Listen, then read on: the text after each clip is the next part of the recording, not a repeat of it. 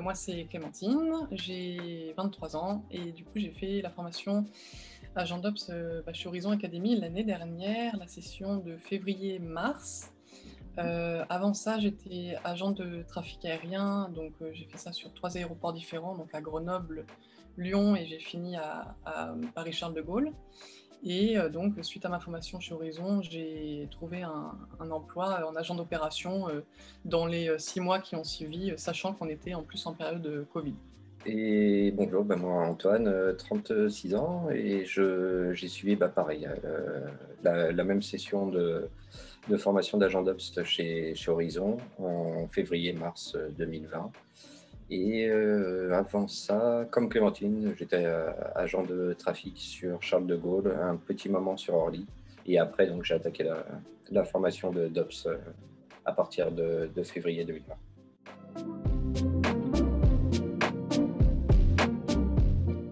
Le métier d'agent d'opération, ça va être dans les grandes lignes. Le cœur du métier, en fait, c'est préparer le plan de vol, le dossier de vol d'un avion, que ce soit dans une compagnie d'aviation d'affaires ou dans une compagnie d'aviation commerciale classique, comme les grandes compagnies qu'on connaît. Et le métier va se modeler en fonction de la compagnie dans laquelle on travaille. Donc, ouais, on prépare plan de vol, dossier de vol, on fait les préparations, toute la pré-vol, en fait, donc toute la partie réglementaire, les NOTAM, les météos, les devis de masse centrage, plus après l'édition plan de vol après. Ouais, en fait, la partie purement juste le plan de vol, c'est pas forcément ce qui va nous prendre le plus de temps. La partie préparation des dossiers, donc comme a dit Antoine, NOTAM, études météo, tout ce qui va être aussi gérer les demandes d'assistance sur les aéroports, ça peut prendre du temps parce qu'on peut demander des extensions, devoir arranger des services particuliers pour les passagers. Donc c'est ça. Je pense que dans à peu près toutes les compagnies, que ce soit d'affaires ou commerciales plus grandes, ça se divise en Flightwatch et en PPV. Oui. Ouais, chaque compagnie. Donc Flightwatch, ça va être gérer l'exploitation en direct. Et puis la PPV, c'est, si tu veux dire. Plus la préparation, ouais, au fait, on a nos clients qui commandent des missions, donc ils veulent aller d'un point A à un point B. Et donc ça, c'est traité par notre service réservation. Et ensuite, on ouvre le vol informatiquement. Et de là, après, on va découler toutes les autorisations pour notamment si on fait des pays un peu particuliers, style Russie, où on va demander des permis de survol, des permis d'atterrir. On va négocier avec les handlers pour pouvoir s'occuper d'avions. Et puis, et donc après, on va préparer. Donc ça, c'est vraiment le tout début. Et ensuite, arriver à J-1 du vol, on va préparer là vraiment mettre en route tout le vol. Donc vraiment confirmer au handler qu'on va arriver sur la bonne heure, le bon jour. Confirmer tous ces services-là pour l'avion, le fuel. Et puis ensuite, préparer déjà préfaire le dossier de vol, déjà qui va être exploité pour la mission prévue le lendemain. Et suite à ça, ensuite, au Flightwatch sera vu en exploitation, donc à J0, pour voir que tout se passe bien après pendant la mission de l'avion et pour que le client arrive en toute sécurité sur sa destination après.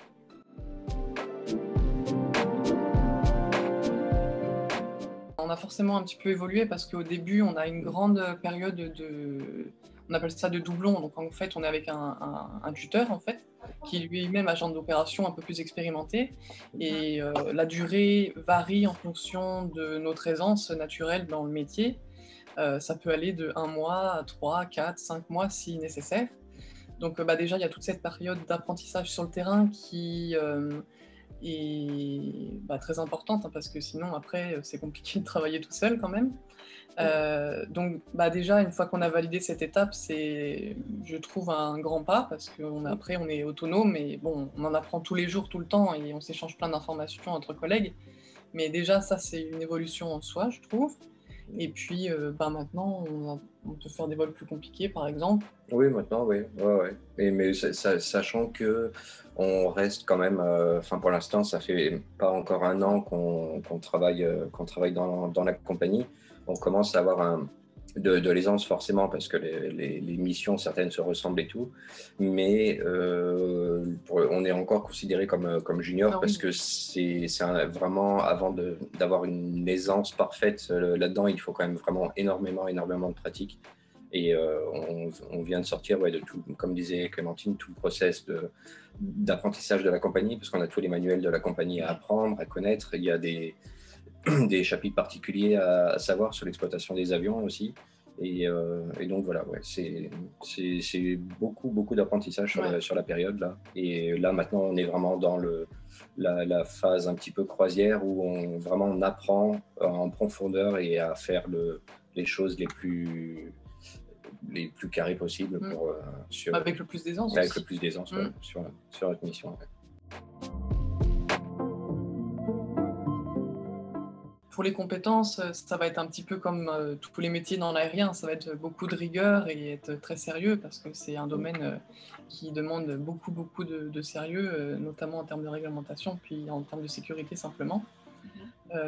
Travailler en équipe, même si en général, quand on fait un vol, on le prépare tout seul, mais on peut être amené à avoir besoin d'aide pour des vols un peu plus compliqués, donc l'entraide, savoir communiquer, se remettre en question aussi. La communication, oui, ça Ouais. c'est vraiment la base, parce que nous en plus on travaille, nos opérations sont dans un open space, et il y a tous les services qui sont regroupés ensemble, donc on peut capter des infos à droite, à gauche tout le temps, et qui peuvent nous concerner. Donc c'est vraiment être tout le temps ouvert, curieux, et puis surtout la curiosité, en fait. Ouais, Et puis d'avoir l'envie d'apprendre tout le temps, parce que c'est ce qui est sympa dans tous les métiers d'aérien, aussi bien dans tous les métiers qu'on fait, hein, c'est qu'on apprend tout le temps. En fait, les réglementations évoluent, les avions évoluent, les personnes évoluent aussi. Donc on est tout le temps en apprentissage, et c'est ce qu'il y a c'est vraiment ce qu'il y a de sympa de ce côté-là dans l'aérien aussi. Ouais. Puis on est dans une compagnie à taille humaine, on est vraiment on se sent vraiment très bien intégré. On est vraiment, c'est une grande famille un petit peu, donc c'est vraiment sympa de travailler dans ces conditions-là. Ouais. Puis il y a forcément le côté passion, ça dans l'aérien c'est assez essentiel parce que ça peut être quand même parfois un petit peu compliqué, des situations qu'on doit gérer, qui peuvent être compliquées. Donc ouais, côté passion c'est quand même essentiel. Et puis ne pas se décourager, même s'il y a beaucoup de choses à connaître, ça peut prendre un peu de temps, mais il faut juste pas se décourager parce que tout le monde peut y arriver en fait. Les contraintes, justement, on aime ce qu'on fait, et puis nous, on a la chance de pouvoir travailler ensemble. Donc, on a la chance de travailler ensemble au travail, et puis d'être ensemble aussi dans la vie à côté. Et donc, c'est notre passion aussi commune. On s'est connus grâce à ça. Voilà. Donc, après, oui, forcément, vu d'un œil extérieur, il y a peut-être des contraintes dans le travail qui sont des contraintes au niveau des horaires, mais c'est un peu. C'est sûr. Dans l'aérien, on bosse 365 jours par an, et puis suivant les rosters, on peut travailler 7 sur 7, 24 heures sur 24, suivant comment ça tourne. Mais c'est ce qui fait le charme aussi de ce boulot-là. C'est parce que justement, on ne fait pas des choses qui sont comme les autres. Donc c'est aussi ce qu'on cherche en travaillant là-dedans. Après, tout dépend du point de vue qu'on a, parce que nous, on travaille en décalé dans le sens où on travaille soit du matin, soit de l'après-midi. Mais là, par exemple, je travaillais ce matin et maintenant j'ai du temps libre jusqu'à demain. Donc, en fait, on a vachement de temps libre du fait qu'on travaille en décalé. Il faut juste être OK avec le principe de travailler en décalé et de travailler évidemment les week-ends et les jours fériés, mais selon moi, c'est plutôt un atout, je trouve, de travailler un peu en décalé. Moi, je trouve ça bien. Après, c'est vrai que ça peut pas être forcément compatible pour tout le monde, mais c'est quelque chose à prendre en compte. On travaille, peu importe que ce soit un dimanche ou un jour férié ou le jour de Noël, on peut être amené à travailler comme un autre jour, quoi. Donc, c'est vraiment le seul inconvénient plus général, mais pour moi, ça en représente pas. Enfin, pour toi non plus, je trouve. Non. Et puis, sachant aussi que les compagnies aériennes font quand même très attention au niveau des rosters, et notamment pour les causes fatigue. Alors, ça concerne évidemment tous les pilotes, mais ça concerne aussi les personnels au sol, du coup, parce qu'on est concerné également par ça. Et du coup, nos rosters sur la compagnie sont très bien organisés. On travaille 4 jours. on est en repos 2 jours, donc on est en planning coulant comme ça. Et en fait, on n'a pas vraiment le temps d'être fatigué. Non. Donc justement, c'est plutôt très très bien, c'est très bien Bah, c'est pensé, bien pensé. organisé. Ouais, ouais, ouais. Bah, c'est fait par des gens qui ont de l'expérience là-dedans dans les plannings et donc qui font vraiment attention à ce genre de détails, ouais, qui sont plutôt importants. Ouais. Déjà se lancer, donc bon, avec la période actuelle, c'est vrai que ça peut être un peu compliqué de se projeter. Après, il faut savoir, bon, moi je sais pas, je suis pas experte, hein, mais ça reprendra forcément un jour, ça c'est sûr. Et plus tôt on a la formation, plus tôt on va pouvoir être curieux, se renseigner, apprendre de son côté à la fin d'une formation. Bah déjà commencer à se faire connaître auprès des compagnies. Faut être bien présent sur les réseaux professionnels, donc type LinkedIn, ça aide beaucoup. Ouais. Euh, ouais, Ouais, puis continuer d'être curieux, au ouais, fait. vraiment. Vraiment d'être curieux, de jamais, enfin, de jamais se dire que, au fait, non, c'est peut-être pas fait pour moi, ou ça marchera peut-être pas. Au fait, faut simplement oser. Il y a beaucoup de, je vais pas dire de culot, mais un petit peu quand même, quoi. C'est celui qui ose, généralement, et qui fait les pas, ça marche. Faut pas avoir peur. Et puis, bon, comme partout, évidemment, on essuie des refus, des fois, des choses, mais c'est pas important. Des fois, avec le temps Ouais. derrière, ça devient une bonne chose, en fait, ça devient un atout finalement. Et donc, il faut continuer, persévérer là-dedans, puis garder la passion des avions, parce que c'est pour ça qu'on est là-dedans, du coup. Et puis ouais, il faut pas.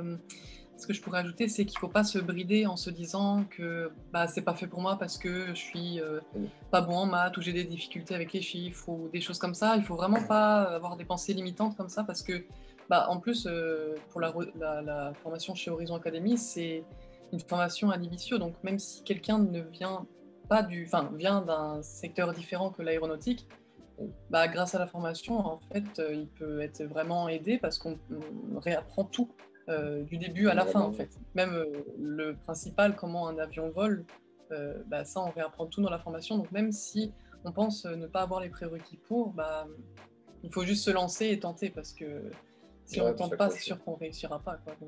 Mm. Ouais, c'est ça. Et puis après, ne pas se limiter aussi, du coup, à sa région, parce qu'un avion, forcément, ça bouge, ça va loin, souvent. Ah oui, à sa région, ouais, Et, ouais. euh, et Ah oui. souvent, les gens, ouais, ils se donnent beaucoup de contraintes en disant, bah ouais, mais j'aimerais bien trouver quand même dans ma région et Mhm. tout. Ça, du coup, c'est très limitant. Ouais. C'est vrai que si on n'accepte pas de vouloir bouger, alors déjà, bouger en France, ça, je pense que pour moi, déjà, c'est un indispensable, Ouais. peu importe d'où qu'on soit dans la région En tout cas, en pendant un temps, France. quoi. Oui, déjà pendant un temps. Et après, notamment pour les opérations, il y a quand même beaucoup de pays en Europe qui exploitent les avions dans d'autres pays hors France, du coup. Et ce qui est le cas pour nous, notre pays, enfin notre compagnie est exploitée hors France. Et du coup, bah, c'est bien de se dire que, oui, enfin, faut oser, quoi. Oser aller derrière, et Là où il y puis a du boulot. là où il y a du travail, essayer de suivre un petit peu ça. Même si on n'a pas beaucoup d'aisance, d'abord au début dans la langue, elle se travaille. C'est comme tout, c'est comme la musique. Si on en joue, on va jouer de mieux en mieux. Bah, pour les langues, c'est pareil. Il faut pouvoir pratiquer. Et donc au début, forcément, on galère. Mais bon, après c'est comme tout, on s'intègre et puis voilà, on fait avancer les choses.